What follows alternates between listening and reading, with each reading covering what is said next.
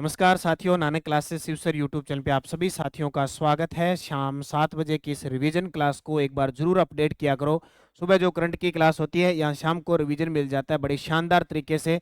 तो सोते वक्त या खाना खाने से पहले जरूर ये डोज ग्रहण किया करो। और नानक क्लासेस शिव सर नाम से ये यूट्यूब चैनल जो अपना न्यू चैनल है, इसको सब्सक्राइब कर लो ताकि आपके पास नोटिफिकेशन पहुंचे और निरंतर आप ये क्लास लेते रहो। तो पहला प्रश्न आपके सामने, और इससे पहले मैं आपको बता देता हूँ कि हमारी राजस्थान करंट अफेयर्स की जो त्रैमासिक पुस्तक है वो बाजार में उपलब्ध हो चुकी है जनवरी से मार्च 2023, जिसमें आपको खेल, पुरस्कार, योजना, बजट सब चीजें उपलब्ध हो रही है। बहुत ही शानदार पुस्तक है, बूस्टर डोज फैक्ट के साथ ये पुस्तक है। तो संपूर्ण राजस्थान में उपलब्ध है। और अगर आप ऑनलाइन इसका ऑर्डर करना चाहते हैं तो ऑनलाइन ऑर्डर कर सकते हैं 80 580 22 001 इस नंबर पे आप पे करके स्क्रीनशॉट डाल दें व्हाट्सएप पर और अपने डाक का एड्रेस लिखा दें, आपके पास पुस्तक पहुंच जाएगी।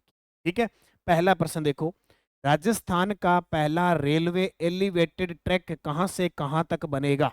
राजस्थान का पहला रेलवे एलिवेटेड ट्रैक है वो कहां से कहां तक बनेगा? अजमेर से दिल्ली, जयपुर से दिल्ली, भरतपुर से रेवाड़ी या आगरा से जयपुर? सही जवाब दो।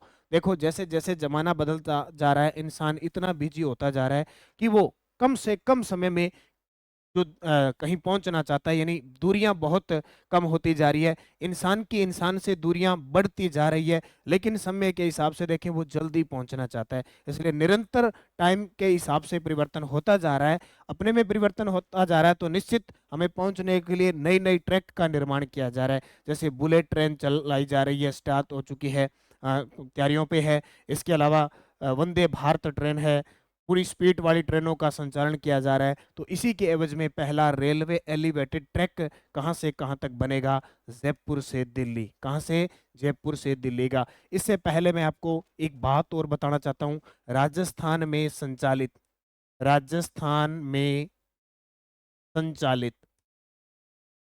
वंदे भारत ट्रेन, राजस्थान में संचालित वंदे भारत ट्रेन जरूर याद रखना, वंदे भारत ट्रेन।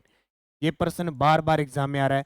पहली चली थी अजमेर से दिल्ली, अजमेर से दिल्ली, अब इसको बढ़ाकर चंडीगढ़ तक कर दिया। ये अप्रैल 2023 को पहली वंदे भारत ट्रेन चली थी राजस्थान की। दूसरी पश्चिमी राजस्थान की पहली और राजस्थान की दूसरी, ये चली थी भगत की कोठी रेलवे स्टेशन से, यानी जोधपुर से साबरमती तक चली थी। ये क्वेश्चन भी पेपर में आ चुका है। और तीसरी अभी असिस्टेंट प्रोफेसर में आया था कि तीसरी ट्रेन चली उदयपुर से जयपुर। ये तीनों ध्यान रखना। और वंदे भारत ट्रेन के रख रखाव के लिए अभी प्रधानमंत्री नरेंद्र मोदी ने भगत की कोठी, भगत की कोठी रेलवे स्टेशन जो कहाँ पे है? जोधपुर में है, वहां डिपो खोलने की घोषणा की है। किसकी? डिपो खोला है कि अब जो वंदे भारत ट्रेन है जो राजस्थान में आएगी ना, वो उनको साफ सफाई के लिए एक डिपो खोल दिया। ये भगत कोठी रेलवे स्टेशन कहाँ पे है? जोधपुर में। इसके अलावा एक और ट्रेनों की हाई स्पीड को प्रशिक्षण देने के लिए, ट्रायल करने के लिए नावा के अंदर भी एक 60 किलोमीटर लंबा एक ट्रायल रेलवे ट्रैक बनाया जा रहा है। दूसरा प्रश्न, किस आईआईटी के शोधकर्ताओं ने रोग की प्रगति में महत्वपूर्ण प्रोटीन साइटोकिन्स का तेजी से पता लगाने के लिए एक नैनो सेंसर विकसित किया है? देखो, बहुत बार कोई चीजें हो जाती है तो हम कहते हैं ना कि प्रोटीन की कमी आ गई है। ठीक है, प्रोटीन की कमी आ गई है। तो ये शोध किसने किया है? आईआईटी जोधपुर ने। किसने? आईआईटी जोधपुर ने किया। नॉर्मल से प्रश्न है, कई बार एग्जामिनर पूछ लेता है, बाकी बहुत कम है कि इस प्रकार के क्वेश्चन एग्जाम में आते हैं। विश्व का पहला integrated industrial green hydrogen green ammonia plant कहाँ शुरू किया गया है? विश्व का पहला integrated industrial green hydrogen green ammonia plant कहाँ शुरू किया है? ये विश्व का पहला है। तो ये कहाँ किया गया है? मरुखीरा गांव बीकानेर, तिलवा मूलवास बीकानेर, बटाना गांव अलवर या फिर गुड्डामलानी बाड़मेर? कहाँ किया है? इसका जवाब जल्दी से कमेंट में दो, क्योंकि सुबह जब क्लास लेते हो तो यहाँ सिर्फ रिवीजन रह जाता है और आप रिवीजन जरूर किया करो। इसका उत्तर आएगा मरुखीरा गांव बीकानेर। जब बीकानेर की बात आई है तो ताज़ा अपडेट के साथ आपको ये पढ़ना है कि बीकानेर में हाल ही के अंदर 12 से 14 जनवरी को 12 से 14 जनवरी 2024 को ऊंट महोत्सव बनाया गया। इसके अलावा बीकानेर के दो शख्स, अली मोहम्मद और गनी मोहम्मद, अली व गनी मोहम्मद, जो कौन सा वादन करते हैं? मांड वादन करते हैं। कौन सा? मांड गायक है। 2024 का पद्म श्री मिला। 2024 का पद्म श्री मिला। इसके अलावा बात बीकानेर की आई है तो बीकानेर की प्रसिद्ध है उस्ता कला। उस्ता कला। और एक बीकानेर की प्रसिद्ध है कसीदाकारी। इन दोनों को 2023 में क्या मिला? जीआई टैग मिला। क्या मिला? जीआई टैग मिला। जब भी बात बीकानेर की आती है तो बीकानेर के खिलाड़ी को याद रखना, श्याम सुंदर स्वामी। श्याम सुंदर स्वामी, जिनका खेल है तेरा तीरंदाज। क्या है? तेरा तीरंदाज है। इसके अलावा आपको याद रखनी है, बीकानेर का नाम आए, मोनिका जाट साइकिलिस्ट है, साइकिलिंग की खिलाड़ी है। इसके अलावा आपके दिमाग में आए प्रियंका सिंह। प्रियंका सिंह, जो पिछले साल इन्होंने बॉडी बिल्डर के अंदर पदक जीता था और वर्तमान में समाज कल्याण विभाग की ब्रांड एम्बेसडर है। तो श्याम सुंदर स्वामी, मोनिका जाट, प्रियंका सिंह, इनका संबंध बीकानेर से है। और बीकानेर की ताजा अपडेट बात करें तो बीकानेर में एक सालासर गांव है। सालासर बालाजी का मंदिर चूरू में है, जबकि यहाँ सालासर गांव है। और नाल हवाई अड्डा है, वैसे सैन्य अड्डा। ये दो ऐसे स्थान है जहाँ पे क्रूड ऑयल के भंडार मिले हैं। क्रूड ऑयल के भंडार मिले हैं। और ओएनजीसी कंपनी क्या कर रही है? ओएनजीसी कंपनी यहाँ इनकी खोज शुरू करती है। यह आपको याद रखना है, इंपॉर्टेंट क्वेश्चन एग्जाम में बनेगा। अगला, 5 जून 2023 को जारी राजस्थान वन नीति 2023 में कितने प्रतिशत वन आच्छादित करने का लक्ष्य रखा गया है? देखो, राजस्थान के अंदर नई वन नीति जारी हुई 5 जून 2023 को, जब विश्व पर्यावरण दिवस मनाया गया उस अवसर पर। और नई वन नीति आई, उसके तहत कितने प्रतिशत पर राजस्थान के वन होने चाहिए?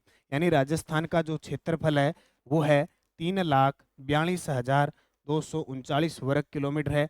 इसके कुल क्षेत्रफल के कितने प्रतिशत भाग पर वनाच्छादित करने का लक्ष्य रखा है? 16%, 20%, 33% या 50%? बताओ फटाफट, कमेंट में आपका जवाब आना चाहिए। उससे पहले मैं बता देता हूँ, राजस्थान की प्रथम वन नीति, राजस्थान की प्रथम वन नीति आई थी 18 फरवरी 2010 को। 18 फरवरी 2010 को आई थी। ये क्वेश्चन ध्यान रखना। राजस्थान के अंदर जैव विविधता बोर्ड का गठन कब हुआ? जैव विविधता बोर्ड का गठन, तो ये कब हुआ था? 2010 के अंदर। तो नई वन नीति के तहत टारगेट कितना रखा है कि टोटल क्षेत्रफल के 20% भाग पर वन का टारगेट रखा है, भी उतने होने चाहिए। वर्तमान में राजस्थान के लगभग 9.46% भाग पर ही क्या है? वन है। ये ध्यान रखना। राजस्थान का कौन सा धार्मिक स्थल केंद्र सरकार की प्रसाद योजना में शामिल नहीं है? राजस्थान का कौन सा धार्मिक स्थल है वो केंद्र सरकार की प्रसाद योजना में शामिल नहीं है? पुष्कर, कोलायत, मालासेरी डूंगरी, मेड़ता। देखो, प्रसाद का नाम से ही पता लग जाता है, इसका मतलब धार्मिक मंदिरों की बात कर रहे हैं, तीर्थ स्थलों की बात कर रहे हैं, और वहां क्या चढ़ता है? प्रसाद चढ़ता है। सन 2014-15 के अंदर केंद्र सरकार के पर्यटन मंत्रालय के द्वारा यह योजना शुरू की गई थी।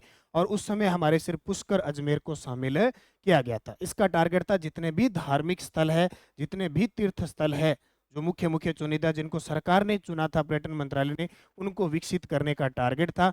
अब इसमें पुष्कर भी शामिल है, कोलायत भी शामिल है, और मालासेरी डूंगरी, जो अभी 2024 के अंदर 1112वीं जयंती आई थी देवनारायण जी की।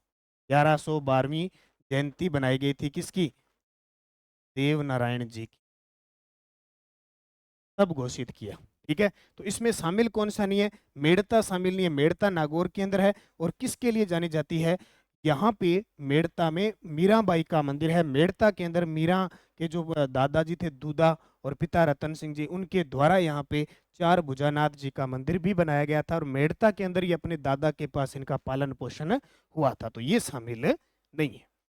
निम्न में से कौन सा खिलाड़ी अर्जुन पुरस्कार प्राप्त करता नहीं है? बहुत बड़ी बात होती है।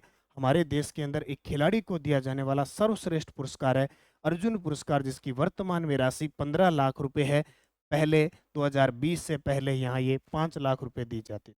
ठीक है, तो राजस्थान के रजत चौहान को 2016 में ये अर्जुन पुरस्कार मिल चुका है, ये तीरंदाजी के खिलाड़ी हैं।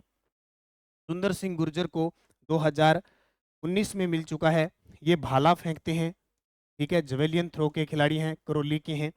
अवनी लेखरा को कभी अर्जुन पुरस्कार नहीं मिला, सीधा इन्हें 2021 में मेजर ध्यानचंद खेल रत्न पुरस्कार मिला था, मेजर ध्यानचंद पुरस्कार, ठीक है। यानी इन्हें 15 लाख रुपए नहीं मिले, इन्होंने सीधे कितने लिए, 25 लाख रुपए लिए, ये ध्यान रखना। और दिव्य कीर्ति सिंह राठौड़ ये घुड़सवार है, अभी ताजा अपडेट के साथ इन्होंने 2023 में अर्जुन पुरस्कार प्राप्त किया है। तो डेली एक क्लास रोज मैं आपको एक खेल खिलाड़ी से संबंधित बताता हूँ, याद रखना।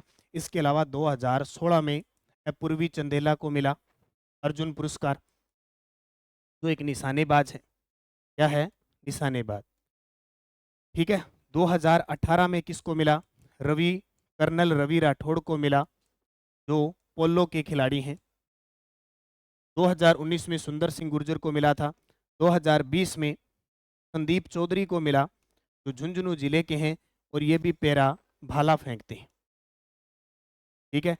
इसके अलावा 21 में सीधा हमें मेजर ध्यानचंद मिला। 2022 में किसको मिला, ओम प्रकाश मिठारवाल को, ओम प्रकाश मिठारवाल को मिला, जो सीकर के निशानेबाज हैं, सीकर के निशानेबाज हैं, ठीक है। और 23 में दिव्य कीर्ति सिंह राठौड़ को, और आगे भी उम्मीद करते हैं राजस्थान के खिलाड़ी कोई ना कोई पदक मिले। अब बात आती है मेजर ध्यानचंद खेल रत्न की, तो आज तक राजस्थान के कितने खिलाड़ियों को मिला है। सबसे पहले राज्यवर्धन सिंह राठौड़ को, राज्यवर्धन सिंह राठौड़ को मिला 2004 में, ठीक है। उसके बाद में देवेंद्र झाझड़िया को मिला, देवेंद्र झाझड़िया को 2017 में, और उसके बाद सीधा 2021 के अंदर अवनी लेखरा प्लस कृष्णा नागर को मिला, प्लस कृष्णा नागर, जो पैरा बैडमिंटन के खिलाड़ी हैं। अब तक इन खिलाड़ियों को क्या अर्जुन पुरस्कार और मेजर ध्यानचंद खेल रत्न पुरस्कार मिल चुका है। यानी राजस्थान के राज्यवर्धन सिंह राठौड़ हैं, इसके अलावा देवेंद्र झाझड़िया है, अवनी लेखरा है और कृष्णा नागर, 4 ऐसे खिलाड़ी हैं जिन्हें मेजर ध्यानचंद खेल रत्न यानी खेल रत्न पुरस्कार मिला है। बाकी जितने मैंने आपको अर्जुन पुरस्कार बताए हैं, इसके अलावा भी बहुत सारे 1961 से शुरुआत है अर्जुन पुरस्कार की, लगातार मिलते हैं, लेकिन पिछले कुछ समय से जिन खिलाड़ियों को मिला है वो मैंने आपको यहाँ शेयर कर दिए, जितने भी हैं 2018, 20 के, 22 के, और लास्ट बार दिव्य कीर्ति सिंह राठौड़ को। इस प्रकार अच्छे तरीके से इन चीज़ों को पढ़ा करो, क्योंकि एग्जामिनर करंट को लेकर कोई भी किसी भी प्रकार का क्वेश्चन आपसे पूछ सकता है। तो इसीलिए सुबह सुबह की क्लास, शाम को अपडेट, फिर क्लास आपको रिवीजन।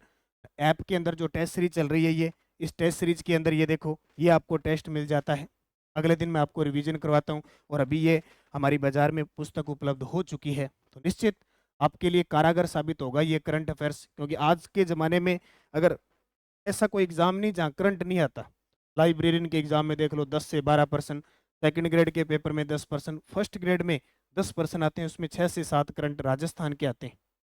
रीट का देख लो, लेवल 2, लेवल 1 कोई देख लो, कॉलेज लेक्चरर के अंदर तो झड़ी लगा देते हैं 15 से 20%, यानी 30% अर्थव्यवस्था प्लस करंट आते हैं। मतलब इतना मैटर आता है। सीएटी देख लो किसी में, और ये ऐसा टॉपिक है, अगर आप कंटिन्यू जुड़े होते हो, आपको तो कुछ करना ही नहीं है, सिर्फ क्लास देखनी है, तो आपका सिलेक्शन हो जाता है 5-10% हो। निश्चित निरंतर अध्ययन करें, नानक क्लासेस की जितनी भी यूट्यूब पे क्लासें आती है, टेस्ट सीरीज है, ज्वाइन करें। नवरात्रा विशेष ऑफर चल रहा है, इसका फायदा उठाएं, मेहनत करें अच्छे तरीके से वीडियो कोर्स के माध्यम से। और है तो नवरात्रा जो चल रहा है उस पर 9 दिनों में आपको ऑफर दिए जा रहे हैं, तो निरंतर मेहनत करें। और नानक क्लासेस शिव सर इस यूट्यूब को सब्सक्राइब कर लें, ताकि आप निरंतर प्रभाव के साथ बने रहें। धन्यवाद। जय हिंद, जय भारत।